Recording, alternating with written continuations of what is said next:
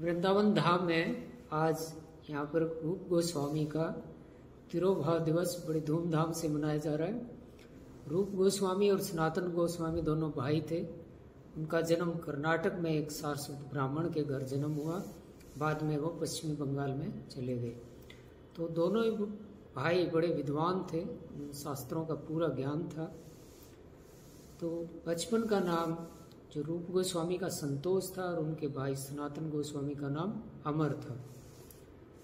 तो उनकी लोकप्रियता को देखकर बंगाल के जो नवाब थे अलाउद्दीन हुसैन शाह, तो उन्होंने उनको अपने दरबार में रख लिया। एक को प्रधानमंत्री और दूसरे को वित्त मंत्री। तो इस तरह से फिर भी वो अपनी कृष्ण भक्ति करते रहे। बाद में चैतन्य महाप्रभु से उनकी मुलाकात होती है और वो उनको वृंदावन आने का आदेश देते हैं।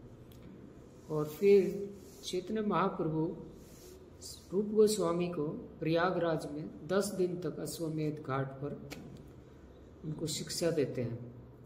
और उनको 2 सेवा दी जाती हैं कि वृंदावन में जाओ और वहाँ पे ब्रज लीला सतली जो हैं उनको खोज कर निकालो और वहाँ पे विग्रह स्थापित करो।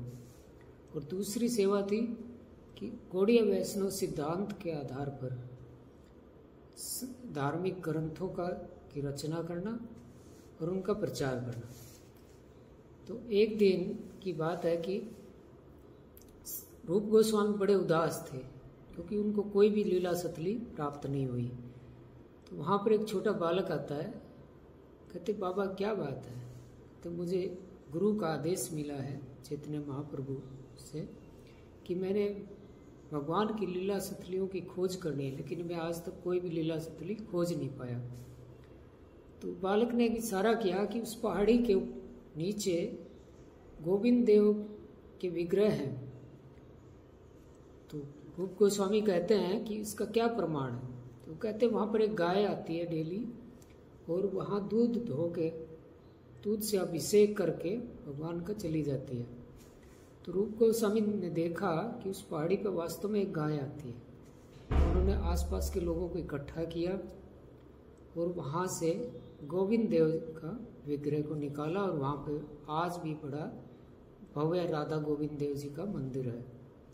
तो रूप गोस्वामी ने अनेक ग्रंथों की भी रचना की। सबसे प्रमुख ग्रंथ है भक्ति रसामृत सिंधु, जो वास्तव में भक्ति रस के अमृत के सागर के समान है। उनके आधार पर उनको भक्ति रस का आचार्य के रूप में जाना जाता है। और उन्होंने और भी बहुत सारी ग्रंथें लिखी हैं, ललित माधव, विगत माधव, हंसदूत और दान के लिए कौमुदी, मथुरा महात्म आदि आदि।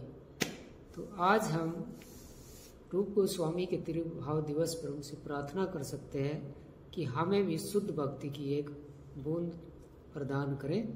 हरे कृष्णा।